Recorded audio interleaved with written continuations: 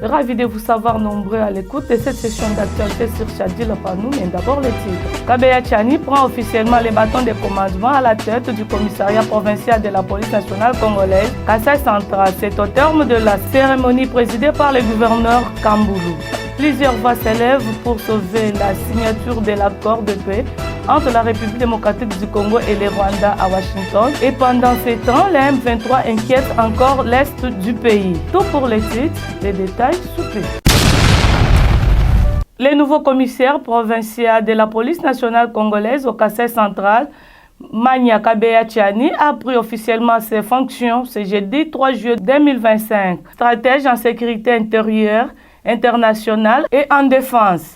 Il a reçu les insignes de ses nouvelles responsabilités au cours d'une cérémonie présidée par le gouverneur Joseph Moïse Kamboulou Nkonko sur la place de l'Indépendance.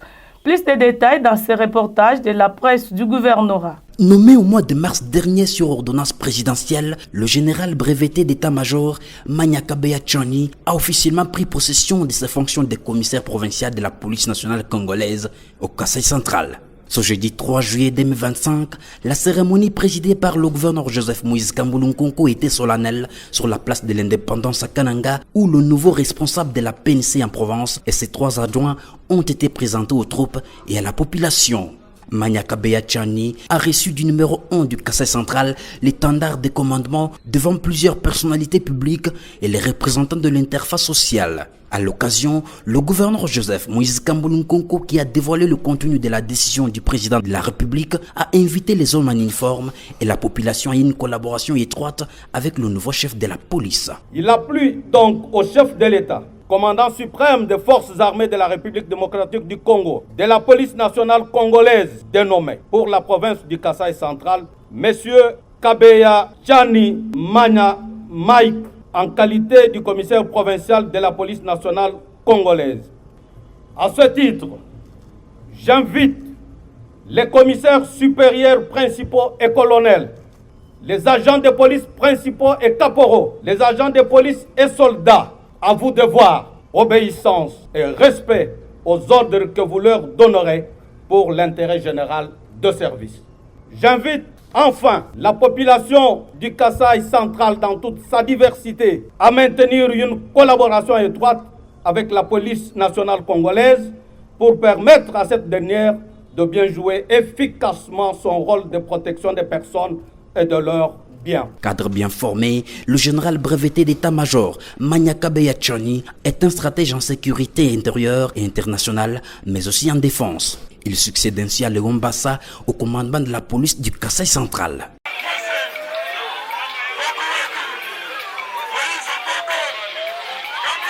Et puis autre chose, plus de 115 000 candidats garçons et filles ont participé aux épreuves certificatives de l'ENAFEP 2025 dans les 2 provinces éducationnelles Kasaï Central 1 et 2. C'est le gouverneur de province, Joseph Moïse Kamboulou Nkonko, qui a présidé la cérémonie. D'autres détails dans ce reportage de la presse du gouvernorat.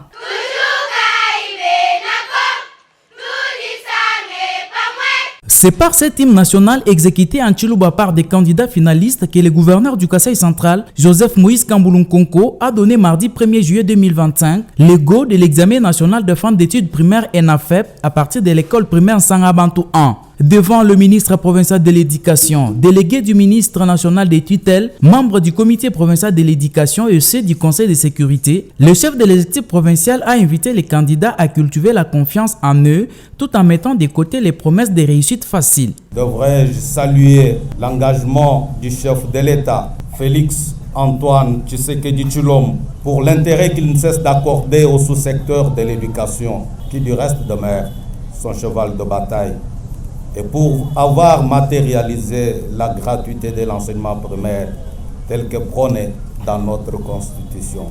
Chers candidats finalistes, le revenu pour vous, où vous devez faire preuve des notions apprises pendant toute la période de votre formation. Voilà pourquoi je vous invite à affronter loyalement et individuellement ces épreuves qui vous sont destinées, et ce, en évitant toute forme d'antivaleur.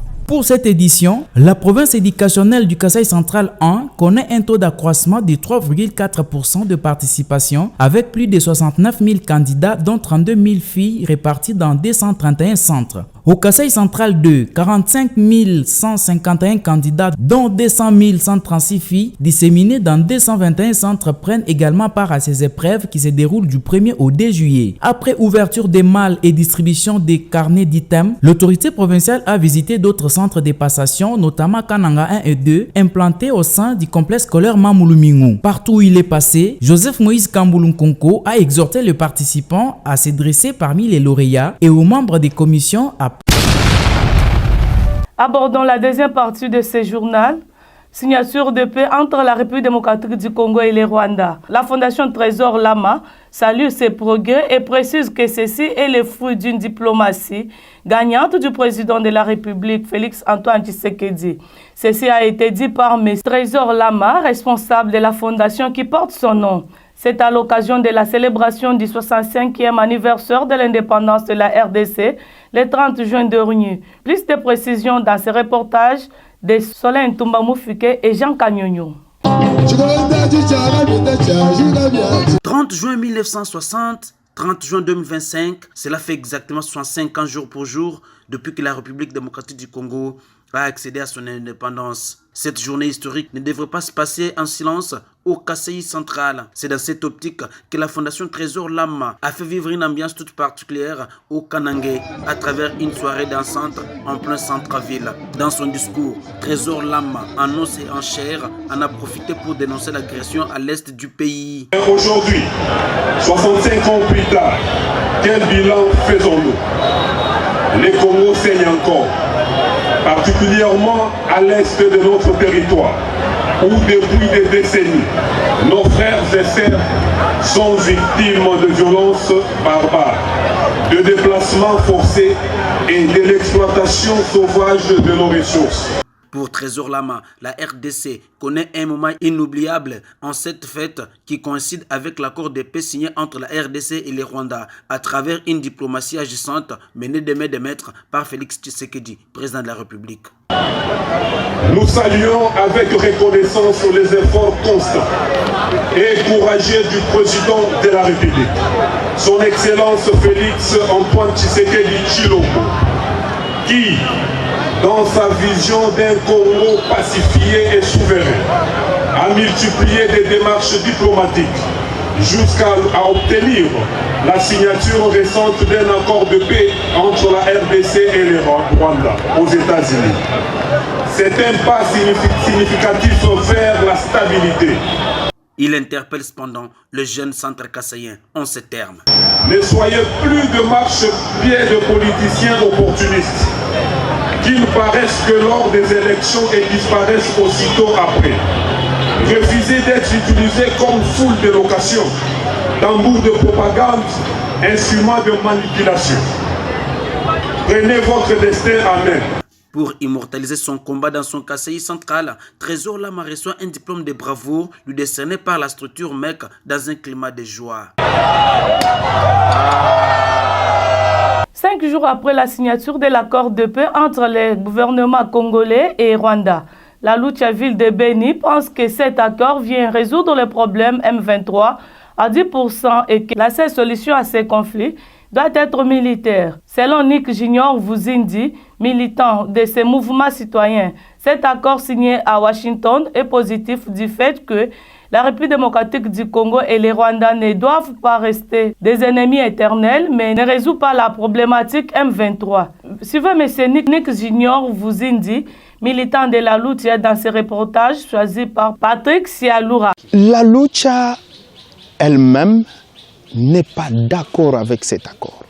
Et ça, je suis clair. Nous ne sommes pas d'accord avec cet accord parce que nous, notre position, nous avons toujours dit que ce qui serait beaucoup plus important serait de voir cette guerre finir militairement. Nous avons toujours été derrière le gouvernement à dire qu'il doit fournir les efforts militaires pour déchoir ces mouvements. Aujourd'hui, nous sommes en train d'aller dans des négociations à position de faiblesse. Aujourd'hui, l'ennemi occupe un grand territoire et ils sont en train de négocier à position de force. Notre souci serait de voir le gouvernement congolais prendre des initiatives afin de finir cette guerre militairement. Parce que finir cette guerre militairement va nous imposer le respect. Le respect va pouvoir dire qu'il n'y aura plus d'autres aventures qui vont venir encore s'amener dans notre région afin de semer des désordres. Que nous sommes en train de voir que cet accord résout à 10%. Pourquoi 10%? Parce que quand même, il y a deux gouvernements qui peuvent s'asseoir et discuter sur la gestion de leur pays, de pays frontaliers. C'est quand même un pas de plus. On ne peut pas quand même rester des ennemis éternels. Le Conseil national de suivi de l'accord de la Saint-Sylvestre salue la signature de l'accord de paix entre la République démocratique du Congo et le Rwanda sous la supervision américaine. Le CNSA plaide pour la tenue du dialogue national pouvant ramener la paix et la restauration de l'autorité de l'État dans la partie est de la République démocratique du Congo. Cette institution d'appui à la démocratie appelle à un débat public au Parlement de cet accord. Des détails dans ce récit de Félix Matoudi. Dans sa communication du 1er juillet 2025, le Conseil national des suivis de l'accord et du processus électoral, CNSA en sigle, salue la signature de l'accord intitulé « Accord de paix entre la République démocratique du Congo et la République du Rwanda » à Washington en date du 27 juin dernier. Le CNSA loue les efforts consentis par les présidents de la République, chef de l'État et le gouvernement pour l'aboutissement heureux des négociations et a conduit à la signature de cet accord qui est un premier pas vers la paix durable, l'allègement des souffrances physiques et morales de la population congolaise, ainsi que la normalisation de relations diplomatiques avec le Rwanda. Vu la nature de cet accord de paix qui comporte des aspects commerciaux et au regard de certaines dispositions du dit accord, dans ces conditions, le passage obligé au Parlement n'est pas une simple formalité cosmétique, mais plutôt une exigence constitutionnelle fondamentale, conformément à l'article 214, alinéa 1er de la Constitution. À en croire le CNSA, maintenant que le volet extérieur de ces conflits est en voie de résolution, le CNSA revient sur sa récente recommandation de la communication numéro 27 du 19 juin dernier sur les caractères incontournables du dialogue national inclusif pour ramener les frères et sœurs des mêmes pays à se parler à propos de leur avenir par lesquels ils sont tous unis par les sorts pour laisser à leur postérité un Congo havre de paix, fort et prospère. À en croire cette institution d'appui à la démocratie, maintenant que le volet extérieur de ces conflits est en voie de résolution, le CNSA revient sur sa récente recommandation de la communication numéro 27 du 19 juin dernier sur les caractères incontournables du dialogue national inclusif pour ramener les frères et sœurs du même pays à se parler à propos de leur avenir pour lesquels ils sont tous unis par les sorts pour laisser à leur postérité un Congo havre de paix, fort et prospère. Un groupe d'environ 40 éléments armés identifiés comme insurgés Mabondo a été aperçu dans la nuit du mardi 1er au mercredi 2 juillet 2025 au bord du village Boitaba, dans les groupements de Bakana, commune urbano-rurale de Maluku. En réponse immédiate, les unités de FARDC engagées dans les opérations Gemba sur l'axe Bangata ont déployé des mesures sécuritaires robustes afin de protéger la population civile de la zone tout au long de la nuit. Des précisions dans ce duplex avec le capitaine Anthony Mwalushayi, porte-parole des opérations Ngeba. Les forces armées de la République démocratique du Congo informent l'opinion nationale et internationale qu'un groupe d'environ 40 éléments armés, identifiés comme insurgés Mobondo, a été aperçu dans la nuit du mardi 1er au mercredi 2 juillet 2025 aux abords du village Mbwataba, dans le groupement de Mbakana, commune urbano-rural de Maluku. En réponse immédiate, les unités de FARDC engagées dans les opérations Gemba sur l'axe Bakata ont déployé des mesures sécuritaires robustes afin de protéger la population civile tout au long de la nuit. Aucune perte en vie humaine ni incident majeur n'a été enregistré grâce à cette action rapide et efficace. Il est important de préciser que ces éléments Mobondo font partie des groupes armés ayant été sensibilisés par la délégation de la réserve armée de la défense RAD ainsi pour quitter la brousse et intégrer les processus de paix en cours. À ce jour, leurs chefs sont déjà présents à Kinshasa en concertation avec la RAD pour la mise en œuvre de mécanismes de désarmement, démobilisation et cantonnement de tous les combattants Mobondo. Les FARDC tiennent à rassurer la population de Mbakana et ses environs que toutes les dispositions sécuritaires sont prises pour garantir leur protection et préserver la stabilité de la région. Les forces armées restent fermement engagées dans leur mission régalienne de défense de l'intégrité territoriale, de protection. Rendons-nous au Kasaï, précisément à Chikapa, où le gouvernement provincial, ensemble avec les partis politiques du Kasaï, ont organisé une marche de soutien au chef de l'État suite à la signature de l'accord de Washington. Détail dans ces reportages signés par la cellule des communications. Conformément au communiqué du Présidium de l'Union Sacrée adressé aux gouverneurs membres de l'Union Sacrée, le gouvernement provincial du Kasaï, en collaboration avec le parti politique de la province, ont organisé une marche de soutien au président de la République, Félix-Antoine Tshisekedi Tshilombo. Cette initiative intervient dans le sillage de la signature de l'accord de Washington qui marque un tournant diplomatique majeur pour la République démocratique du Congo. Parti du rond-point Djenje au bâtiment de l'organe délibérant du Kasaï projeté au rond-point Fachibeton, ex-rond-point 6 heures, où le vice-gouverneur Jolei Bokele a lu la déclaration politique de forces vives du Kasaï. Cette mobilisation vise à exprimer la reconnaissance de forces politiques locales sur l'initiative du gouverneur Crispin Mukendi Bukasa envers les efforts du chef de l'État pour la paix, la stabilité et la préservation de la souveraineté nationale. L'accord de Washington signé récemment sous médiation américaine est salué comme un pas décisif dans le processus de normalisation de relations entre la RDC et le Rwanda, en lien avec la situation sécuritaire à l'est du pays, a fait savoir le vice-gouverneur Bokele au nom du gouverneur Crispin Mukendi Bukasa en mission. Nous,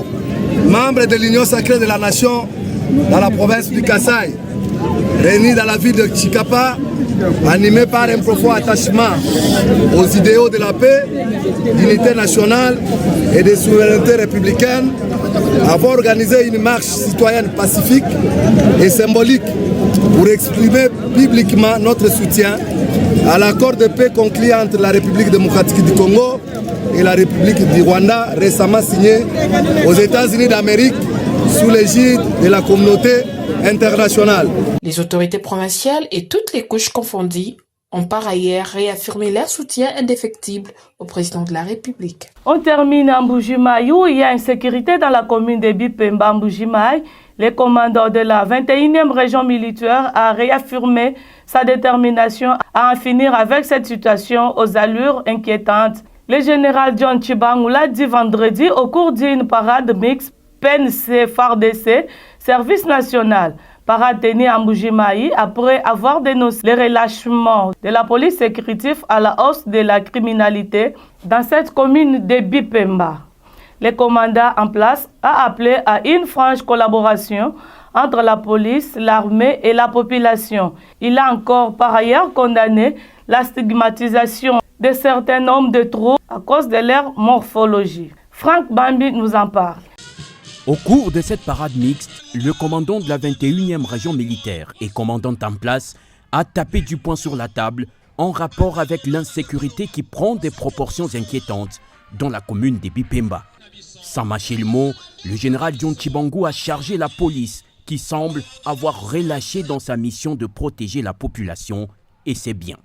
Il a également indexé certains brebis galeuses au sein de l'armée et parmi la population civile.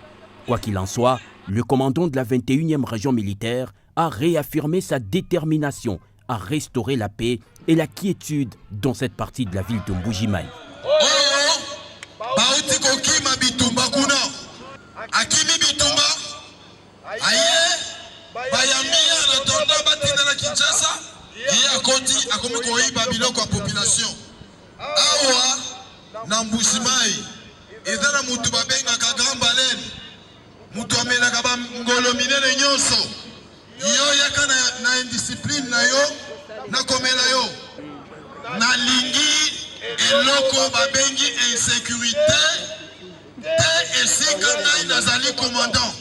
Pour y parvenir, le commandant en place a préconisé entre autres la collaboration entre la police, l'armée et la population civile.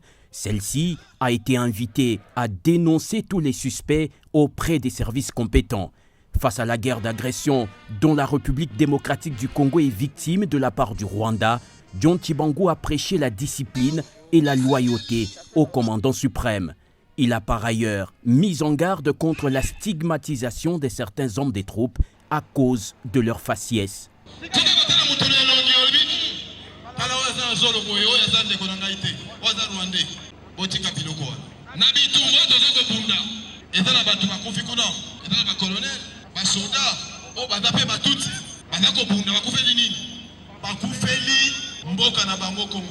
Ce rassemblement, le premier pour l'année en cours, s'est clôturé par un défilé des troupes devant le commandant en place.